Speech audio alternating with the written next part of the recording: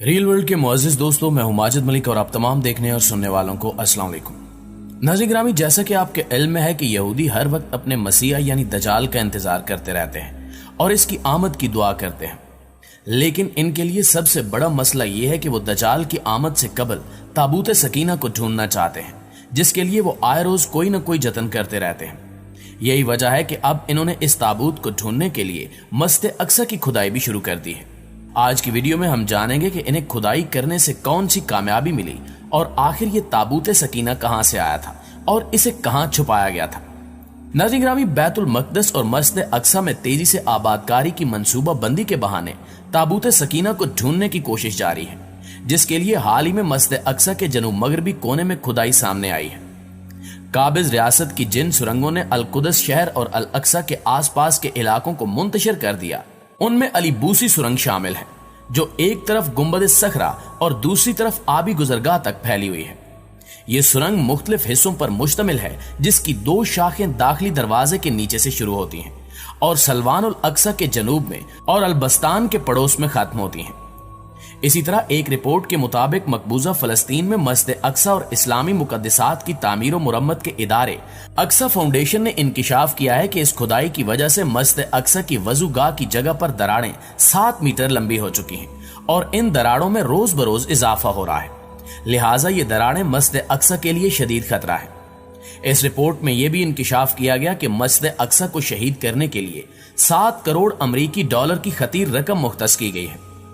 دوسری جانب فلسطینی مبصرین نے اس بھاری بھرکم صہیونی منصوبے کو براہ راست قبلہ اول کے خلاف سازش قرار دیتے ہوئے کہا ہے کہ یہ رقم کھدائیوں کے لیے نہیں بلکہ مسجد اقصی کو شہید کرنے کے لیے مختص کی گئی ہے، کیونکہ اس رقم کے استعمال سے مسجد اقصی کے گرد کھدائیوں کے ذریعے مقدس مقام کی بنیادیں کھوکھلی کی جائیں گی۔ اس کے علاوہ ایک اور اخبار نے اپنی رپورٹ میں بتایا ہے کہ اسرائیلی وزارت ثقافت اور سپورٹس نے مسجد اقصی کے گرد مظومہ ہیکل سلیمانی کی بنیادوں کی تلاش اور کھدائیوں کے لیے 20 کروڑ 50 لاکھ شیکل کی رقم مختص کی گئی ہے۔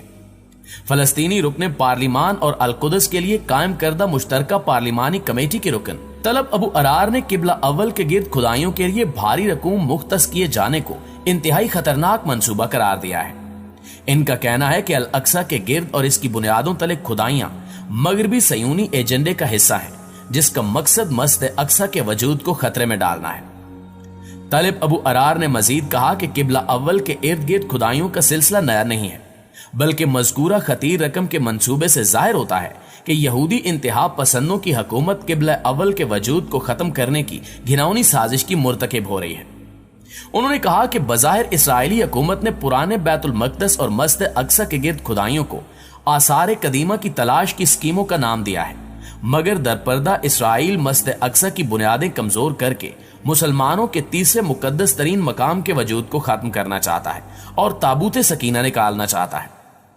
ناظرین گرامی، تابوت سکینہ کے متعلق اکثر مفسرین کا خیال ہے کہ یہ جنت سے ہی حضرت آدم علیہ السلام کے ساتھ ہی زمین پر اتارا گیا۔ یہ تابوت شمشاد کی لکڑی کا ایک صندوق تھا۔ یہ حضرت آدم علیہ السلام کی آخری زندگی تک آپ کے پاس ہی رہا، پھر بطور میراث یکے بعد دیگرے آپ کی اولاد کو ملتا رہا، یہاں تک کہ یہ حضرت یعقوب علیہ السلام کو ملا اور آپ کے بعد آپ کی اولاد بنی اسرائیل کے قبضے میں رہا۔ اور جب یہ صندوق حضرت موسیٰ علیہ السلام کو مل گیا تو آپ اس میں تورات شریف اور اپنا خاص سامان رکھنے لگے، لہٰذا یہ بڑا ہی مقدس اور بابرکت صندوق تھا۔ بنی اسرائیل جب کفار سے جہاد کرتے تھے اور کفار کے لشکروں کی کثرت اور ان کی شوکت دیکھ کر سہم جاتے تھے اور ان کے سینوں میں دل دھڑکنے لگتے تو وہ اس صندوق کو اپنے آگے رکھ لیتے تھے۔ اس صندوق سے ایسی رحمتوں اور برکتوں کا ظہور ہوتا تھا کہ مجاہدین کے دلوں میں سکون اور اطمینان کا سامان پیدا ہو جاتا تھا اور مجاہدین کے سینوں میں لرزتے ہوئے دل پتھر کی چٹانوں سے زیادہ مضبوط ہو جاتے تھے۔ اور جس قدر صندوق آگے بڑھتا تھا، آسمان سے نصر من الفتح القریب کی بشارت عظمی نازل ہوا کرتی اور فتح مبین حاصل ہو جایا کرتی تھی۔ بنی اسرائیل میں جب کوئی اختلاف پیدا ہوتا تھا تو لوگ اسی صندوق سے فیصلہ کراتے تھے۔ صندوق سے فیصلے کی آواز اور فتح کی بشارت سنی جاتی تھی۔ بنی اسرائیل اس صندوق کو اپنے آگے رکھ کر اور اس کو وسیلہ بنا کر دعائیں مانگتے تھے تو ان کی دعائیں قبول ہوتی تھیں اور بلاؤں کی مصیبتیں اور وباؤں کی آفتیں ٹل جایا کرتی تھیں۔ الغرض یہ صندوق بنی اسرائیل کے لیے تابوت سکینہ बरकत और रहमत का खजीना और नुसरत खुदाबंदी के नजूल का निहायत मुकद्दस और बेहतरीन जरिया था।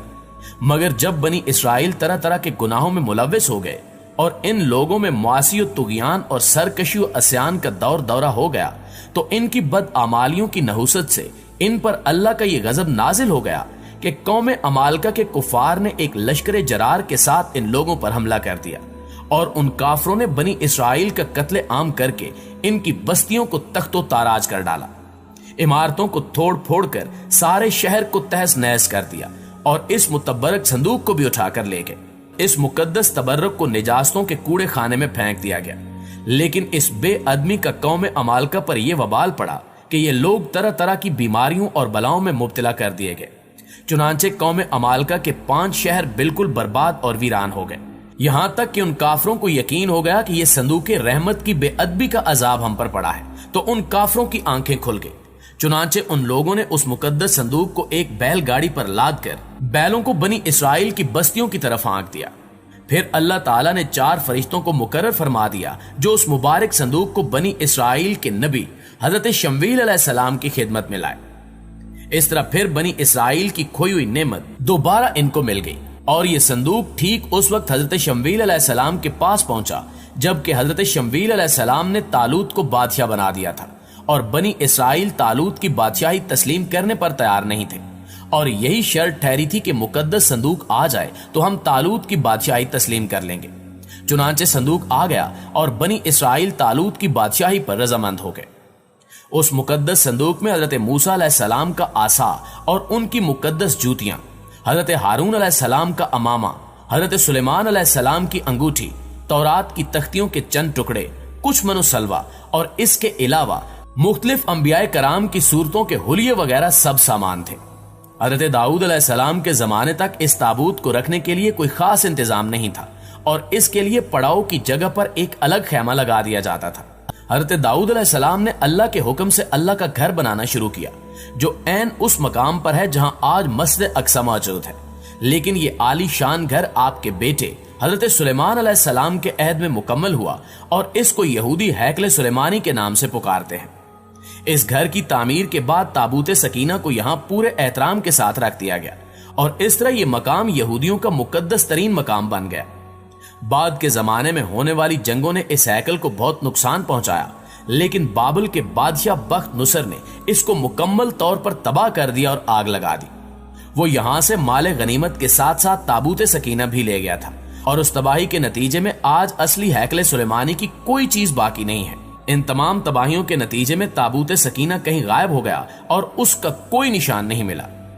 आज भी बहुत सारे माहिर आसार कदीमा और खसूसन यहूदी मजहब से ताल्लुक रखने वाले माहिरीन इसकी तलाश में सरगर्दा हैं ताकि इसको ढूंढकर वो अपनी उसी रूहानियत को वापस पा सकें जो कभी उनको अता की गई थी। ताबूत सकीना की मौजूदा जगह के बारे में मुख्तलिफ लोग क्या सराहियां करते रहते हैं। इस पर अंग्रेज ईसाइयों और यहूदियों ने बड़ी रिसर्चें की हैं, लेकिन हतमी तौर पर सारे एक नुक्ते पर अभी तक मुत्तफिक नहीं हो सके। जी तो प्यारे दोस्तों, ये थी हमारी आज की वीडियो। आप दोस्तों की राय इस हवाले से क्या कहती है, कमेंट करके हमारे साथ शेयर जरूर कीजिएगा। इंशाअल्लाह आपसे मुलाकात होती है अगली वीडियो में। तब तक अपना और अपने प्यारों का ढेर सारा ख्याल रखिएगा। अल्लाह ने के बाद।